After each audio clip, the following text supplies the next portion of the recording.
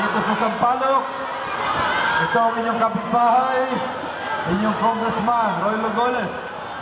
Sa ngalan po ng aming pamilya, kasama si Konsihal Rico Goles, ako yung babati sa inyo ng magandang gabi.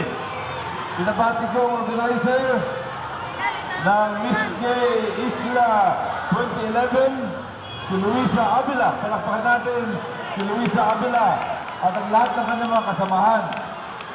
Kanina lamang ay nandito ako para sumaksi sa isang medical mission. Nag-iikot ako kanina rito at ako naman nakikita niyo madalas na umiikot dito. Umuulan o umaaraw, gabi o araw, ay ikot-ikot dito sa inyong eskwelahan. At ako nagpapasalamat ang ating mga bisita.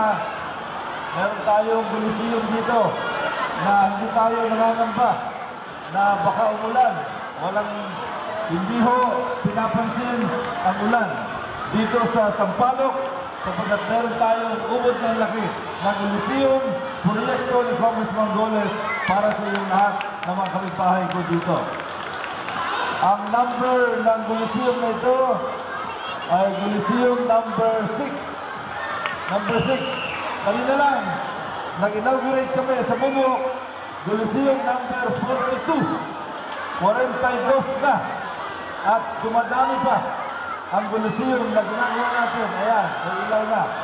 Nakikita ko na kayo kayo ay masaya dito. Coliseum number 42. Parami ng parami. Mga proyekto para sa mga kabataan, para sa inyong lahat. So, gusto ko rin sabihin sa inyo na dapat palakpakan natin ang ating Mayor, June Bernabe.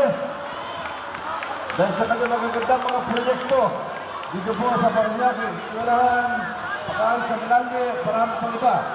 Palakpakan din natin yung kanyang anak na walang iba kundi si Konsihal Benjo Bernabe. Ako, nakikita ko, bata pa si Benjo, pero malayo ang kanyang mararating pagdating sa liderato dito sa Parañaque.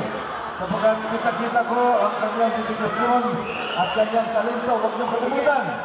Benjo Bernabe, ang ating konsihal. Sa muli po, sa ngalan ng aking pamilya, Rico, inyong kaibigan, aking mga anak, andito po kanyang lingkod, Congressman Roy Logoles po. Maraming salamat po.